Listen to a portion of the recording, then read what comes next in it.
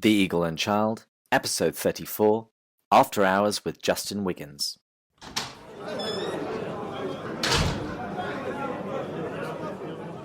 Hello, and welcome to The Eagle and Child, the hallowed pub of the Inklings. Normally I'm here with my co-host Matt, discussing a chapter of Mere Christianity. However, today's episode is going to be a little different. Welcome to The Eagle and Child, After Hours. In these episodes, I'm going to be interviewing C.S. Lewis authors and enthusiasts about something that they've written, or perhaps a particular aspect of Lewis's writings which they really enjoy. So, in a sense, it's going to be very similar to our more regular episodes on this podcast. It's going to be two C.S. Lewis geeks sitting down, sharing a drink, and nerding out about some aspect of their favorite author. I'm reminded of something that Jack wrote in The Four Loves. He spoke about arriving in a pub after a long day of walking.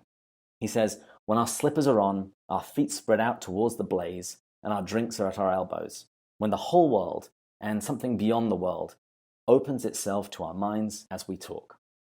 So that's what I'm really hoping is going to be happening in this conversation. And today I'm going to be speaking with Justin Wiggins from North Carolina. And he's recently published his book, Surprised by Agape. Justin, welcome to The Eagle and Child. Thank you, David. I am glad to be part of your podcast, my friend. Great to have you here. I was actually trying to remember earlier how we first met. Was it just one of the many online C.S. Lewis groups that we're both part of? Yes, I think it was the official C.S. Lewis group. I think I had seen you post a link to your podcast, or perhaps another friend had referenced it. So, yes, it's always interesting to see how you connect with different people through the group. And I think you had just gone on your trip to Oxford and were posting lots of pictures of my home. Not quite Oxford, but I visited there and I visited the Eagle and Child, and a lot of those sites looked really familiar. Yes, that trip was absolutely amazing and life-changing. It was actually, comically enough, it was my first time flying. And so we went from Asheville to Atlanta, Georgia, and then to Heathrow in London, and then took a bus from London to Oxford. The first few seconds of the flight were absolutely terrifying, but the rest of the flight was absolutely exhilarating. And I will always remember that trip for the rest of my life. We had an itinerary, and my friend and C.S. Lewis scholar, Dr. Don King, led it. He allows this trip to happen, I would say, every year and a half through Montreat College. And on this trip, it was him, his wife, Mrs. King, myself, and 4 other students that were friends, and we each had to pick a particular theme for a research paper for Lewis's writings. And it was also a sort of I guess you could put it in this way, it was a sort of a holiday in a way, getting to see places like the Eagle and Child Pub and Magdalen College, the Kilns, the Trout Pub, the Lamb and Flag Pub, St. Mary the Virgin's Church, Addison's Walk, and Christ Church Cathedral, Merton College, where Tolkien was for a number of years. It was just absolutely overwhelming in a good sense, and for me, it certainly did arouse that joy that was central to Lewis's writings. I'm still processing that trip today. I would say the highlight of the trip for me was, interestingly enough, it was the day before we were going to fly out, and it was a beautiful, cold, snowy St. Patrick's Day, and I was able to finally meet my Scottish friend, whose name is David Jack, and his wife Jessica Jack, and their wee boy Evan. And David and I, we went to the Eagle and Child Pub and Waterstone Bookstore, and we had dinner with his family at the Mitre Inn that night. And David endorsed Surprised by Agape, which I was very thankful for. I've gladly supported his translations of George MacDonald's books that he does. He's part of the George MacDonald Society group, and they have done a really great job with translating the Scots language into English and bringing these novels back. Because, of course, if you if you're not Scottish, then it's quite difficult to, it's kind of like trying to translate Egyptian hieroglyphics into English or something like that. So sorry if I digress, but yes, the highlight for me on the trip was getting to spend a beautiful, cold, snowy St. Patrick's Day with David, and he's a very good friend. So that trip was absolutely amazing. I will always remember that. And for me, it was really special too, because it was my last semester at Montreat College right before I graduated with my bachelor's in English literature. And it was actually a couple of months after that. Mr. Grant Hudson is the gentleman's name. He's the president and founder of Clarendon House Publications in Sheffield, England. Mm-hmm. And he saw I would reference Surprised by Agape sometimes on Facebook, and I had a little draft form of the book published for a creative project for Don King's C.S. Lewis class that I took about a year and a half ago. And Grant saw it, and he sent me an email and said he sounded interested in it, and I sent him the manuscript, and he offered the contract, which was absolutely amazing. I never thought it would be published until I was in my, I don't know, 40s or 50s. And the way it came together, having Don endorse it, David Jack endorse it, and another friend endorsed it. Her name is Miss Carolyn Curtis, and she edited a book called Women in C.S. Lewis, which you may have heard of. And it was an honor to have her endorse it as well. Well, let's talk a little bit more about the book itself. You open up by sharing your own personal journey of faith and the part that C.S. Lewis had to play in that journey. Would you mind recapping that a little bit for the listeners? Oh, yes, sure. So, interestingly enough, growing up, I never actually remember hearing Lewis's name. And how it started for me was through music. In particular, it was through the musician John Foreman, who's the lead singer of Switchfoot. And when I started listening to their music, I found it very honest and very creative. They seemed to not get caught up in, not to knock, Christian contemporary music and that sort of thing.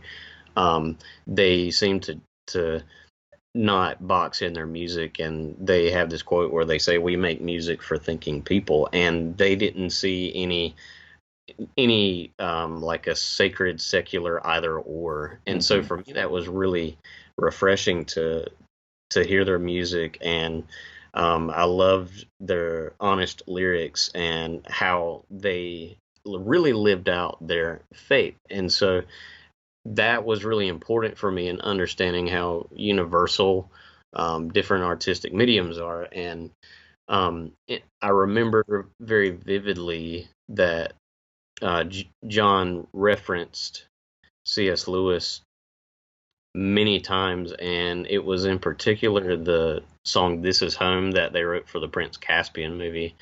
And I had no idea who Lewis was, and so I thought, well, if John is referencing this writer so much, then I should check him out. And I was actually still an agnostic at this time, even though I grew up in the church. And the first series of books that I read by Lewis was the Chronicles of Narnia. And in particular, it was The Magician's Nephew. You read them in chronological order. We Yes. can no longer be friends on Facebook. Oh, this was great for a little while, but I think it's over. Yes. And so when I read the creation story in The Magician's Nephew, it was my first experience of the transcendent. I liken it to Lewis's reading of George MacDonald's Fantast when he was, he's a young atheist and picks it up by accident. And, as you know, he said it baptized his imagination. And from that point on, he read, I don't know if he read everything by MacDonald, but he read most of his books. And, he called him his master and said that everything that he wrote was influenced by MacDonald. So I liken that experience to Lewis's reading of Fantast. And also when I read the creation story, I finally understood why myth and storytelling is so important to different cultures. And, to us from the beginning, you got cave paintings in France and oral tradition, and then things start getting written down. And I also finally understood why Jesus told parables in the first century to communicate things about the kingdom of heaven in a way where anyone could understand that. So it's like here you have the creator walking around in the first century and telling these really powerful parables to the freaks and the outcast, the sinners, the poor, and the broken. Yes, that idea of art and beauty is something that cuts through to the heart. I mean, Lewis even said of his own books, when you speak through literature, through fiction, it can get past those watchful dragons. Yes. Switchfoot was one of the groups that I listened to a lot when my faith really came alive, and I went and dug out my favorite song, and it was Meant to Live. Oh, and yeah. I looked at the lyrics today, and it's like, oh my goodness, this is Lewis's argument from Desire. It said, we were meant to live for so much more, where we want more than this world's got to offer, and everything inside screams for second life. Yes. That's basically a paraphrase of your opening quotation in the book. If I find in myself a desire which nothing in this world can satisfy, the most probable explanation is that I was made for another world. What an amazing quote. That's my favorite. Out of all the Lewis quotes, as you know, there are so many good ones. That for me really captures the yearning and longing that we have to be with Christ in heaven. We're experiencing the tension of pain, but also the beauty and joy of life. And that quote for me just captures that in such a powerful way. And as you were saying, it correlates to Lewis's argument for desire. So when we left off the story, you had started listening to Switchfoot. They had referenced Lewis, and you had started reading Lewis. Where did you go from there? So after I had read the Narnia books, I got a copy of Mere Christianity, and I had to take my time with it because I had not read much philosophy or theology, books on spirituality, and so I took my time with it. The way he brought together reason and imagination and faith and personal experience was so unique, and I loved how he didn't write from a particular denominational perspective. Even as you know, he was Anglican. He wrote as a mere Christian, and I really appreciated how he stated that in the foreword. And I found his argument for a transcendent moral law that cuts across time and culture. I guess you could say the Tao. That's in The Abolition of Man. Yeah, great book. Very powerful, very prophetic. So I found his argument for the moral law really convincing. I found his argument for Jesus being the same Jesus of faith and history really compelling. And as you know, that the Lewis trilemma, as it is called, I found that very powerful. And as you know, the way he writes about the theological virtues of faith and hope and love and sexuality in the context of the Christian worldview and prayer and the Trinity, it was just revolutionary for me. And that book changed my life. And I remember it was a very gradual conversion. I wasn't an angry agnostic. I just had a lot of questions and I was searching. I have a very strong emotional attachment to that book. In fact, I've just recently reread it after a few years, and it reminded me of when I first read it and what that was like and why it has meant so much to me. And as you know, to so many people, that book will be one of the most important works of Christian apologetics ever written. Oh, absolutely. It was instrumental in my co-host's conversion. And don't worry about taking your time with that book. Matt and I have been working through it chapter by chapter. We are nearly at the year mark, but we're nearly done. Yes, and I've enjoyed listening to your podcast on it. It's been very helpful for me, as you know, with hearing different people's experience of reading it is really interesting. So you read Mere Christianity. Did that take you home? Would you now call yourself a Christian at the end of it? Yes. I found other worldviews, Islam, Judaism, Buddhism, Hinduism, the ancient pagan religions. I found them all really interesting.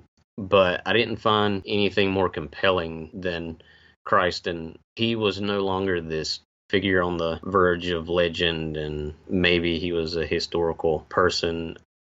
I finally came to a place of surrender where I knew that I was a broken sinner and that I needed grace, and I marveled at how Christ drew me to himself through music and through Lewis's writings. And I didn't anticipate my whole worldview changing. That was the work of the Holy Spirit. And in the book, I tried to add a bit of comedy, and with the line where I said it changed my brain chemistry. Well, Lewis in Mere Christianity, he emphasizes that when you come to Jesus, he's not just going to patch you up and make you a bit better. The whole being is going to get a transformation. So at that point, you became a Christian. Where did you go? Where did you take this love of Lewis? So at that point, I was living in Winterville, North Carolina, and I was starting community college, and I would pick up anything by Lewis that I could get my hands on, whether it was his literary criticism, his fiction, his poetry, his letters, and the other theological works that he wrote. I just could not get enough of it, and I was profoundly moved by them all, and I started writing, and Lewis helped me find my voice as a writer. And one of the most important things that he taught me was that when you write, you don't want to imitate favorite writers that you admire. You want to build off of them and write in your own voice. And he helped me to understand that. And he led me to J.R.R. Tolkien's work and G.K. Chesterton, as you know, great Catholic writers, just absolutely incredible. George MacDonald. And I just was discovering this whole new world, and all of these different writers helped me find my voice. And I knew at that point that I wanted to pursue literature and writing as my vocation. And where did that take you? So I graduated from Pitt Community College, and I got accepted into East Carolina University, and I knew that I wanted to teach and just continue to write and to see where that would lead. My experience at ECU at first was very good. I had a great community of friends. I was in a good place in my life, but things took a drastic turn my second semester there, which I tried to capture what that experience was like in Surprised by Agape. And how did things turn around after that? So I'll try to make this as brief as possible because it is kind of a long story. So, well, we still want people to go and get the book. Some real work. So what had happened was years and years and years of father abandonment issues that were suppressed came out full force my second semester there. And I was struggling with stress that semester with trying to keep up with my classes and trying to figure out what I was going to do after I graduated with my bachelor's, which, as you know, many people face that. You know, what kind of job am I going to get? You know, where am I going to move? Am I going to go to graduate school, or am I going to take a break? That sort of thing. And so that season of depression was the most horrific I had ever been through. Before I had, experienced normal lows, a thing that people go through. But this was different, and it was very intense. I got to a point where I found that I couldn't function. I had a bizarre sleeping pattern. I wasn't going to classes, and I would do well, but I would just sink back. And at that point, I didn't reject what I believed about the Creator being a good and loving father to his children, but I seriously did question why I was going through it and what the purpose was in it. I got to such a horrific low that I had actually experienced 2 suicide attempts and 2 hospitalizations. And of course, it's not easy to talk about, and it wasn't easy to write about. But as I have found, it's good to be honest about your journey, because you're able to help other people who have maybe experienced similar things. And it's just good for believers to be honest about their journey and how Christ has redeemed those things and how he has sustained them. So that was quite horrific. And so after the attempts and the 2 hospitalizations, I flopped out of ECU, didn't finish, and I found a joy in doing barista work, and it was really good. So I did barista jobs for about, I would say, 4 to 5 years. Things took a really great turn that I actually didn't see coming when I was invited to a C.S. Lewis Inklings retreat in Montreat, North Carolina at Montreat College. And I had never heard of it before. I'd never even heard of Black Mountain. I had heard of Asheville. So I went to the conference, and it was absolutely incredible. There I met Don King, and Colin Duryea was actually the special guest that year. As you know, he's written some really great biographies on Lewis, and it was an honor and utter delight to get to meet him. So through Don's influence, I started meeting these different people within the Lewis and Tolkien community, and I stayed in touch with Don. And about a year after that, I felt stuck with where I was at, and I just got tired of simply just talking about going back to college. And I finally did something about it.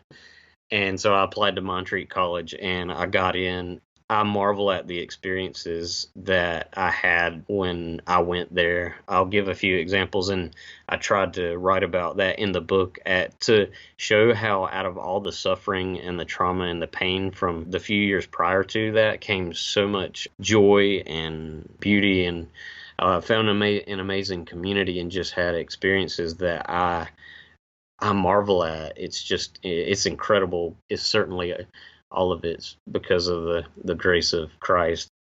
And so I came to Montreat. I would meet people at coffee shops and pubs, and through my church community, and through Don, I had the honor to meet C.S. Lewis's stepson Douglas Gresham in Black Mountain. He came for a conference it's called Created Institute, and my friend Kevin Jensen is the co-director of it. It was an amazing conference. It was an absolute honor to get to hear Douglas lecture about the love that he saw between Lewis and his mother, Joy Davidman, and how brilliant she was. As you know, she's a brilliant writer in her own right. Her poetry is amazing. Her book, Smoke on the Mountain, which I've read, is amazing. And he was brilliant and very funny and very blunt, very charming. He has an interesting accent. You can hear a bit of it's a bit of a mix between a British and an Australian accent. It's just really interesting. Yeah, he's lived all over the place. Oh, yes. So after you tell your story in the book, you then address 2 particular topics. One is the title of the book, the Agape in Surprised by Agape, and joy. 2 of the fundamental topics that Lewis returns to again and again in each of his books. Would you mind just giving us a little bit of an introduction as to what Lewis understood by agape, what he understood by joy, and how this came across in his writings? Yes.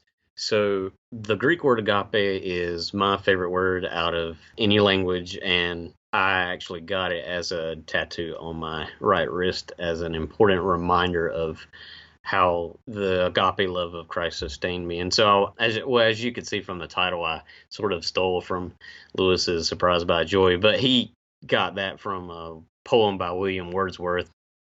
When I started reading Lewis and had my conversion, I saw the theme of agape love in his writings. Well, really, you can see it in all of them. One in particular is the 4 loves. And in that book, as you know, he writes about the 4 Greek words for love: eros, for romantic love; philia, friendship; storge, for affection; and charity, or agape love. He writes so poignantly about them all in the context of how they all reflect the beauty and goodness of the Creator. And agape love in his own life, it's really, really powerful how he lived it out. So I'll give a few numerous examples from that I tried to include in the book. One is the fact that most of the money that he made went to widows and orphans through a fund that I think, Owen Barfield had created it. It was called the Agape Fund, and it's just, it's interesting. It's amazing, and I really admired Lewis for that. Another example is actually she's still alive. You may be familiar with the story, but her name is Jill Freud, and she went to live at the kilns when England was being bombed in World War II. She had a passion for acting, and she worked at the kilns and met Warnie and Lewis and Mrs. Moore.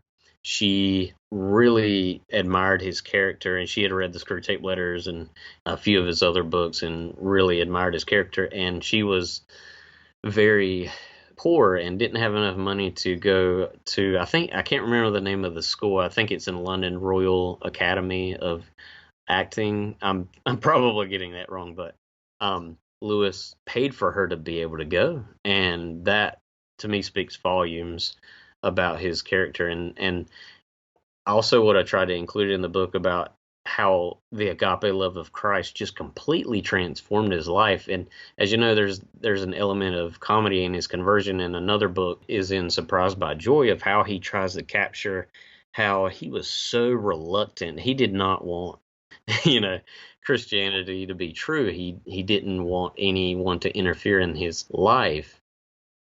Through all of his thinking and writing and his reluctance after many, many years, the intellectual questions and the philosophical questions and historical questions, they all had their place in his coming to faith. But really, it was that agape love that would not let him go. I'm going to borrow from the great poet Francis Thompson that wrote The Hound of Heaven, and I think Lewis even references God as the sort of the Hound of Heaven that wouldn't leave him alone. And the other book that I included when I was exploring the theme of agape love in his writings was Mere Christianity, and really at the center of that book is the agape love of Christ. So that was agape, and you then spend the rest of the book talking about joy. You look at, in Surprised by Joy, The Weight of Glory, Perelandra, and Till We Have Faces. The German word is Sehnsucht. He called it joy.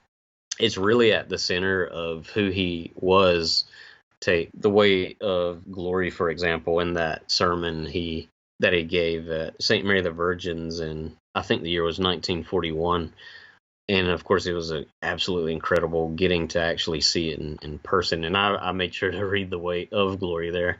But in that sermon, he critiques the view that joy and yearning and longing is just romanticism or just a chemical reaction going on in the body. And he rejects that and describes why there are so many myths and legends, how, in particular for him, the beauty of the landscapes of Ireland and England and the Norse and the Celtic myths and the works of George MacDonald and Beatrix Potter, William Morris, and the illustrations of the Twilight of the gods, how for him that roused that yearning and longing was really at the center of his life. And of course, as you know, he finally comes to the conclusion that it led to an object, and that was to the person of Christ. So for me, the second book that for me was one of the most exciting to write about is Perelandra, which, just as a personal preference, I believe is his greatest work of fiction, though, he thought that Till We Have Faces was his greatest work of fiction, and it is a very unique work. But for me, Perelandra is so powerful because he gives you a glimpse of what the new Jerusalem might perhaps be like. Ransom experiences that yearning and longing when he finds himself in Venus or Perelandra. For him, it's the landscape that rouses it. To me, Lewis's prose in that is so powerful, and the way he brings together all these elements from Greek and Norse and Celtic mythology and bringing it together with Christian themes. I don't want to say allegory because, as you know, Not allegory. Yes, as you know, he blatantly said it wasn't. His retelling of the Genesis story set on the planet Venus, I I've reread that book so many times. It's my favorite work of his fiction, and how he captures that universal longing that you see in all these different cultures, and all behind all the myths, the longing is fulfilled in the person of Christ. For me, that was true to my own journey. As I had said, my first experience of that joy was when I read the creation story in The Magician's Nephew. And of course, I didn't know what was going on. I just knew it was this really powerful experience that I could not describe in logic. The numinous, Lewis borrowed that from Rudolf Otto's book, The Idea of the Holy, and it's this universal sense of awe at the universe and the idea that perhaps there is a creator that brought everything into being. And you see it in all of Lewis's fiction. Aslan in the Narnia books, is the beaver said he's not a tame lion, but he's good. And when you read the books, you get the sense of this awe and wonder at his character, and you see it also in the character of Psyche in Till We Have Faces, when she has the mystical experience with the god Cupid, and she's trying to describe it to Oriole, who's telling her she's completely deluded, that there's this yearning and longing, and she wants to try to find the place where all the beauty came from.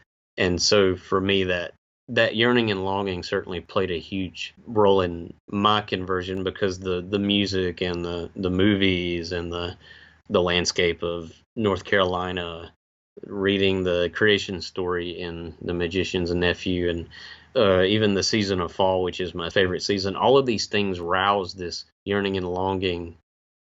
I knew that it just wasn't a chemical reaction going on in the brain, as you can't explain love empirically or friendship. You know, the most important things in life, it doesn't fit into a scientific materialistic box. And as you know, it's Lewis's argument from desire. So he did such a powerful job of conveying that in so many of his books, and I really wanted to try to capture that in Surprised by Agape from my personal experience. Wonderful. And so what's next for you? What's next on the horizon? So I am currently working as a librarian assistant at Montreat College. I'm also working part-time as a barista. It seems like the barista jobs won't ever leave me. Perhaps I'll be doing it in the afterlife. Part of the daily grind. Yes, yes. So for now, I'm thankful for both jobs, and I'm really thankful to be living here in the mountains of North Carolina.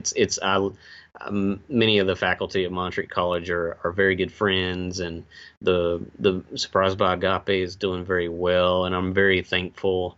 Having this podcast interview is of course an honor, and I appreciate you doing that. I'm planning a couple of book signings, and I want them to be fun, and I'm really thankful for the people that have expressed interest in reading Surprised by Agape. And I wrote it, as I stated in the introduction, for people of all worldviews to be able to read and resonate with in the context of their own experience. And all the glory to Christ. That's the main reason why I wrote it, was expressing gratitude to him because of how good and loving he has been to me in my life, hence Surprised by Agape.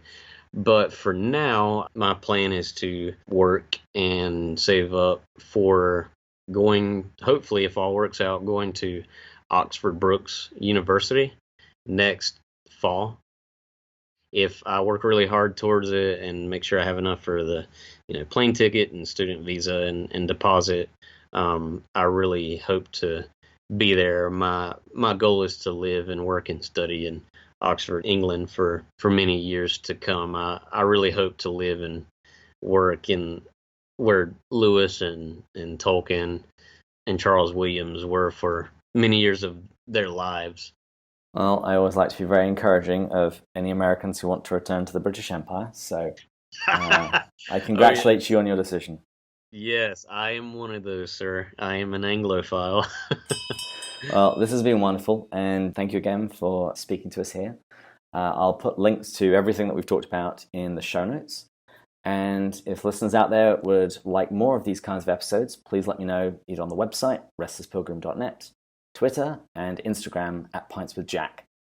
And speaking of Twitter, I'm going to be giving away a copy of Justin's book to the first person who tweets my account, at pintswithjack, with the English translation of the Greek word used in Justin's book, agape.